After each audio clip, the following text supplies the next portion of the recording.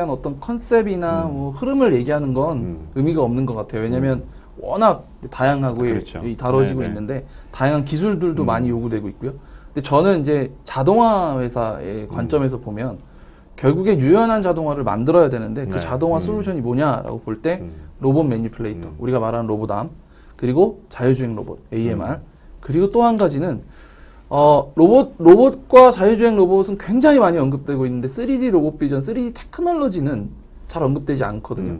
이게 이제 한쪽은 뭐 AR, VR 쪽으로 묶여 있고, 뭐 한쪽은 약간 뭐 센싱 기술로 묶여 있는데 사실 로봇 비전을 분리해서 볼 필요가 있습니다. 그래서 피킷은 3D 비전 플랫폼 컴퍼니, 플랫폼 솔루션 컴퍼니로 지향하고 있고요.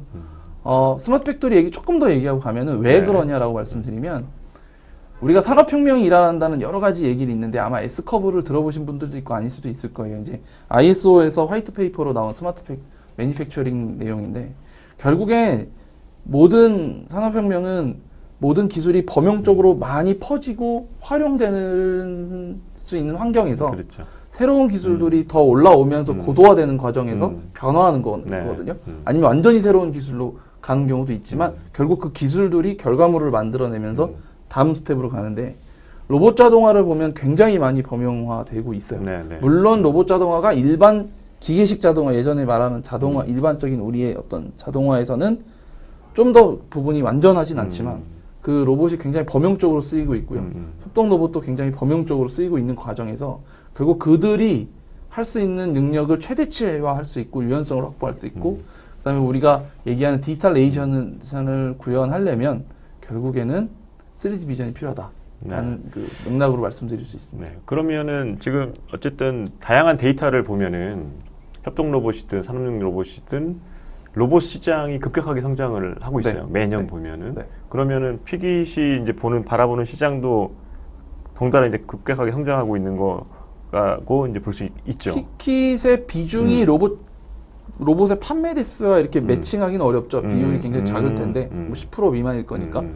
왜냐면 그만큼 이제 고도화된 솔루션들을 사용한다고 보면 되니까. 그런데 피깃 코리아의 3년간의 결과를 봐도 매년 30% 이상 성장하고 있고 피깃 전체로도 봐도 굉장히 빠른 성장을 하고 있고 특히 올해 가파르게 성장하고 있는 걸 보면 좀 더 많이 알려드리면 아마 좀 더 많이 더 쓸 수 있을 수밖에 없을 것 같습니다.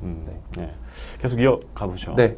그래서 산업혁명을 가능하게 하는 기술들이 과연 뭐가 있냐라고 그 화이트 페이퍼에서 얘기를 보면 3D 테크놀로지라는 말이 제일 먼저 나옵니다. 그리고 센서와 메저먼트 테크놀로지, 그다음에 이제 중요한 게 인더스트리얼 앤 콜라보레이티브 로보틱스, 그다음에 시뮬레이션 당연하겠죠. 그다음에 아티피셜 인텔리전스인데 AI. 결국에 이러한 기능들이 다 필요하다라고 이제 어필하는 건데 자동화 관점에서만 보면 데이터 이전 단계잖아요. 저희는 어떻게 보면. 근데 그 데이터를 수집하는 하드웨어나 센싱 테크놀로지는 계속 요구가 되잖아요. 그래야 뭐 예지 보전을 하든 뭐 로봇 기술을 활용하든. 그래서 3D 기전과 센싱 테크놀로지, 로봇과의 이런 한 몸체가 되는 솔루션들은 굉장히 중요하다라는 표현을 드리고 있고요.